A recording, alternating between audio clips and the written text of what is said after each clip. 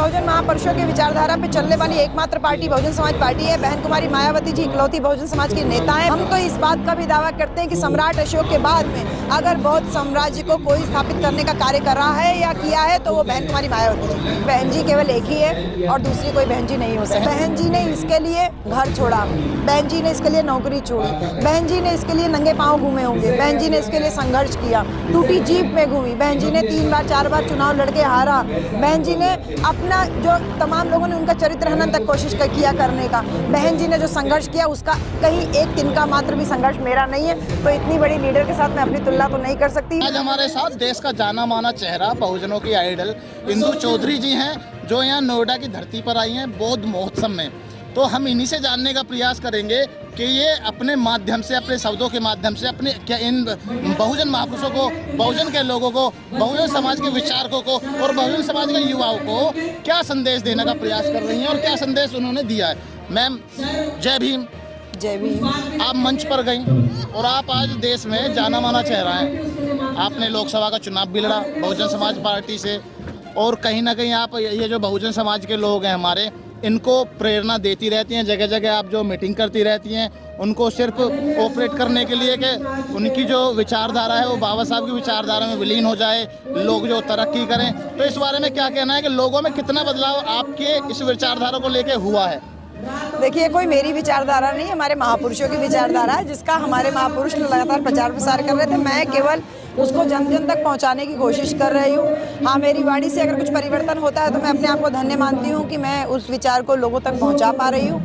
और ये एक सतत चलने वाली प्रक्रिया है, क्योंकि ये लड़ाई है ना, जो एक ऐसी विचारधारा जो हमको जिसको कह सकते हैं आप नीचा दिखाने की कोशिश कर रही है, दूसरी विचारधारा हमको समानतावादी विचारधारा जो हमको बराबरी में लाने की बात कर रही है। तो सतत इन दोनों की लड़ाई लगातार चलती रहेगी और विचारों का अगर प्रवाह चला नहीं तो ये विचार भी खत्म हो जाएंगे धीरे धीरे करके। और इसीलिए ये आइडियोलॉजी को लगातार चलाते रहना बहुत ज़रूरी है। हम बहुत सारे ओबीसी नेता लोगों को, वक्ता लोगों को देख रहे हैं जो बहुजन आइडियोलॉजी की बात तो करते हैं, हाँ अत्याचार हुआ, लेकिन जब उनको मतलब फॉलो करने की बात आती है तो वो बैकफुट पे हो जाते हैं। जैसे उनके यहाँ शादी विवाह संस्कार जब आते हैं तो हम देखते हैं कि वो सारे उसी रीति रिवाज से आ रहे हैं जिसका वो मंच पे खड़े होकर के बड़ा बड़ा भाषण देते हैं। तो विचारधारा का प्रचार प्रसार होगा तो निश्चित रूप से समाज में परिवर्तन देखने को मिलेगा। यहाँ पे नोएडा की धरती पर जो प्रोग्राम हो रहा है, इस प्रोग्राम को आयोजन करने का मकसद क्या है? मकसद यही है, एक सामाजिक सांस्कृतिक परिवर्तन, जो कि आज आप देख रहे हैं लाखों की संख्या में यहाँ पर लोग और अभी तक एकदम डटे हुए हैं। सुबह से लोग आए हुए हैं और तमाम जो स्टॉल्स लगे हैं वो भी ये बात को शो कर रहा है कि बाबा साहब इन डिमांड है। सड़क से लेके संसद तक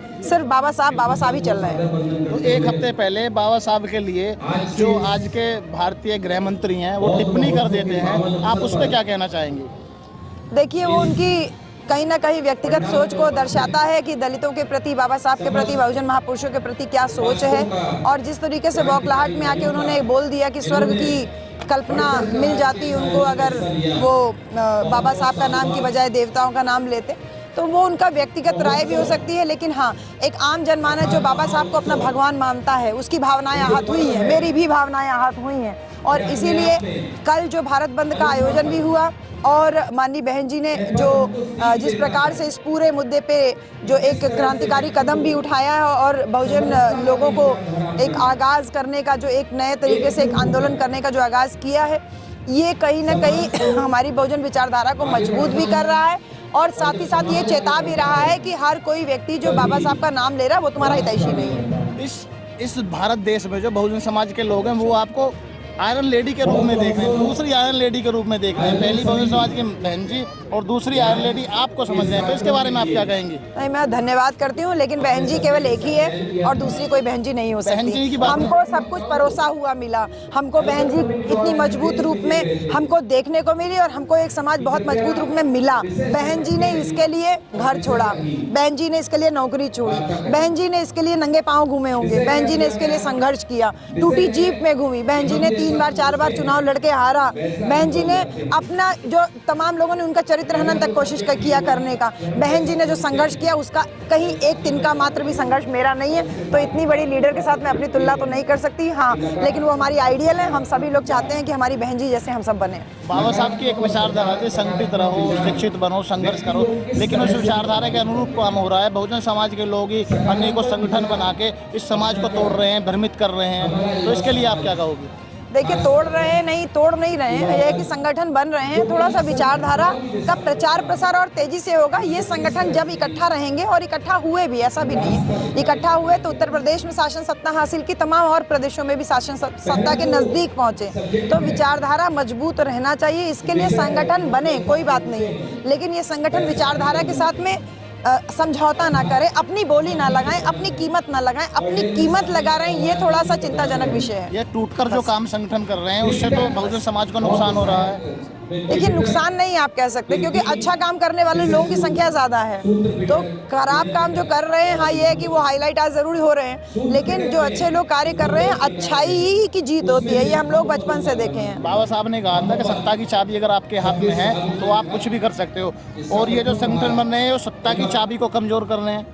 बाबा साहब ने एक बात और कही थी, मान्यवर साहब ने, कि सत्ता मिले ना मिले, सरकार बने ना बने, सामाजिक परिवर्तन की गति कभी रुकनी नहीं चाहिए। और ये सामाजिक परिवर्तन की गति को देने का कार्य देखिए बहुत महोत्सव कमेटी यहाँ पर कर रही है, ऐसे तमाम संगठन कर रहे हैं। तो अब लास्ट में आप हमारे नोएडा की धरती पर बैठे हुए हो, इस पूरे देश को क्या संदेश देना चाहोगे? यही कहूंगी कि बहुजन महापुरुषों के विचारधारा पे चलने वाली एकमात्र पार्टी बहुजन समाज पार्टी है। बहन कुमारी मायावती जी इकलौती बहुजन समाज की नेता हैं। बहन जी के द्वारा जो किए गए कार्य हैं, चाहे वो ग्रेटर नोएडा को गौतम बुद्ध नगर बना करके एक बड़ा जो एक गौतम बुद्ध यूनिवर्सिटी, गौतम बुद्ध विहार यहाँ पर, और तमाम जो कार्य विकास के नोएडा में हुए, और इसके साथ साथ लखनऊ में महापुरुषों के जो तमाम स्मारक और पार्क बनाए गए, बौद्ध विहार, शांति उपवन, बाबा साहब डॉक्टर भीमराव अम्बेडकर सामाजिक परिवर्तन स्थल, इसके साथ साथ जो तमाम छात्रावास, तमाम जिले, तमाम मेडिकल कॉलेज, तमाम इंस्टीट्यूट जो बहन जी ने बनाए, इन सबको हमारे जनमानस को समझना है कि बहुजन समाज की जो नेता इकलौती है, उसने शिक्षा के ऊपर, बहुजन विचारधारा के ऊपर जो कार्य किया है, ऐसा कार्य ना आज तक कोई किया है।